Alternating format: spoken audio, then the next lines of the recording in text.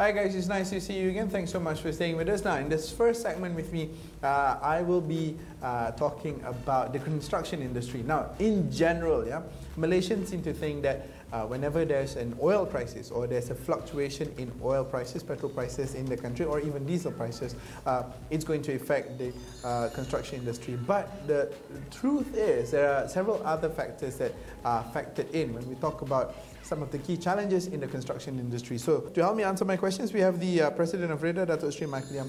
Dato' Sri, once again, thank you so much for being with us. So right now, what's your comment on the current situation? When we look at the construction industry, we're probably talking about the 4 M's. Manpower, material, money, and the 4th one is method. Right, okay. So that basically wraps up the key components that constitute construction and its cost.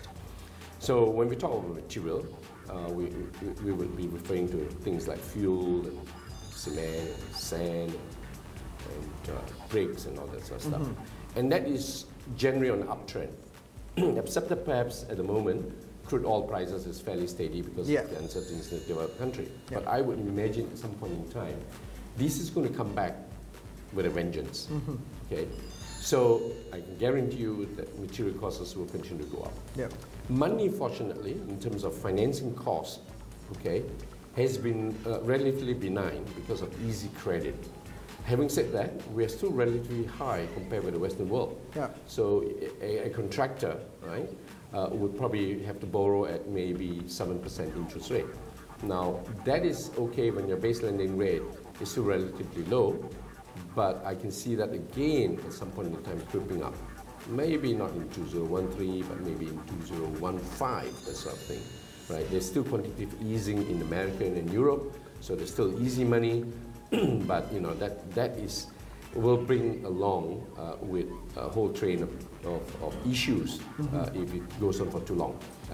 The third one is manpower. This is going to be a serious issue with Malaysia. We know that in Malaysia, most of the foreign labor, and we're quite fairly labor intensive, has been from engagement of foreign labor. Correct, but with the economic transformation program, and I think that is the good news, the government's put on a roadmap as to where Malaysia should go, right, by 2020. And included in it actually is a fairly intensive and extensive launch of projects and infrastructure and services projects for the country. Case in point, very simple, mass rapid transport, extension of LRT, right? The various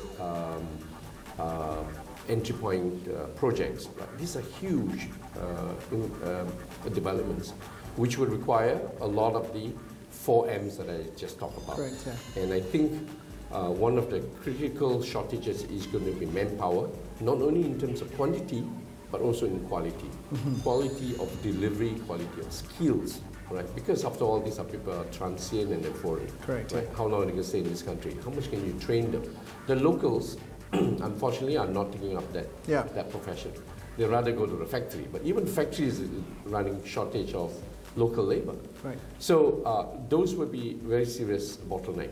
The 4th M is regards to method. Of course, the government have these strategy that perhaps you go to industrial building systems, which means that a lot of it is done in the factory. Prefabricated. Prefabricated. We have a bit of dilemma in the sense that we do not have the economy of scale like some of the Western countries. Correct, You might be able to be successful in maybe the Klang Valley, which has got by 2020 about 6 million population. And but also even to a certain degree only. Only a certain degree. Yes. Because your transportation costs sometimes can kill you depending on where you put the factory. Right? And some places are not accessible too because the infrastructure may not be as good as some in the Western country. So if we are really going to IBS, we must be prepared for a spike in cost because you need to build this infrastructure and get all that, what they call value chain supply ready for this. So all in all, I think where the construction cost is going, there's only one way, and it's going northwards. Right. And it's only a question of degree. How much does it go up, not if. What would your comments be on that degree that you've just mentioned there? Well, I would imagine even in the last 2 or 3 years, it has easily, been going up by probably about 10% or more, double digit.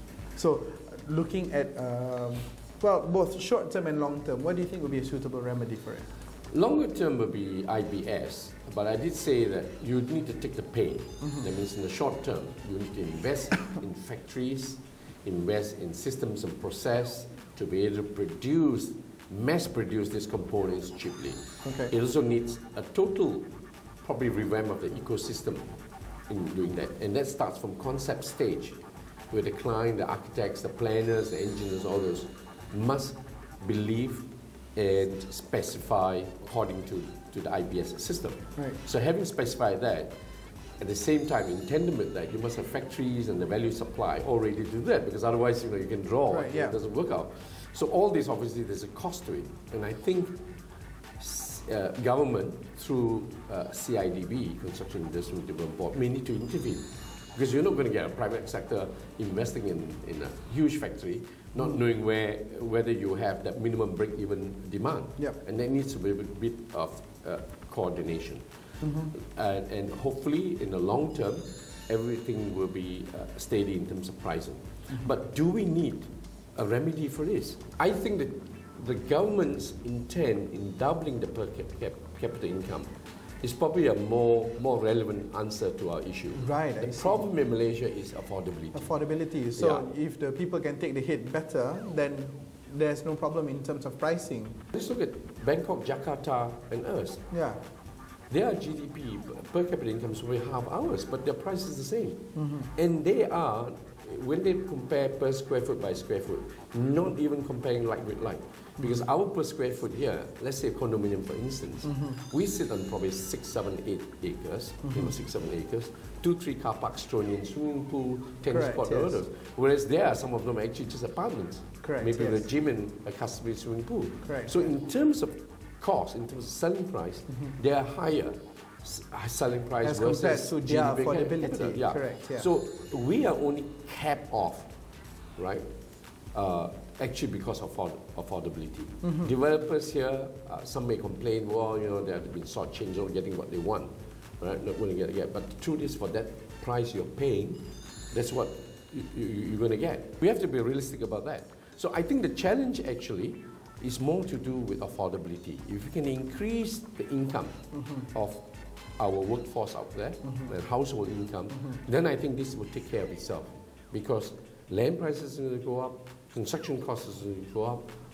If you start capping that, then you're artificially manipulating probably market price. You're going to see less people going into the industry, less people investing in the industry, then there'll be less supply, the price will keep going up. And what's going to happen to the people who are less affluent? Yeah. Right? Yeah. So even Prima Housing, Rumah Pertamaku, they're facing challenges because at 400,000, at 250,000, even that is already beyond the reach. It's cheaper than some of the cars on the road. Right. And you're saying that people spending 3 years working in the rain, sunshine, and it's not worth the amount of money. I really don't think Let me just try to boil this down to a simple summary here. Challenges and increases, fluctuation in the construction market is imminent. However, one of the best ways to look at it is to increase affordability, therefore people can take the hit more, therefore it is a just market then, yeah? Okay, Dr. Sri, again, thank you so much for your time. That's it from me in the first segment. As usual, in the second and third segment, you will be with Lina Mati Anand. Stay with us on In Realty.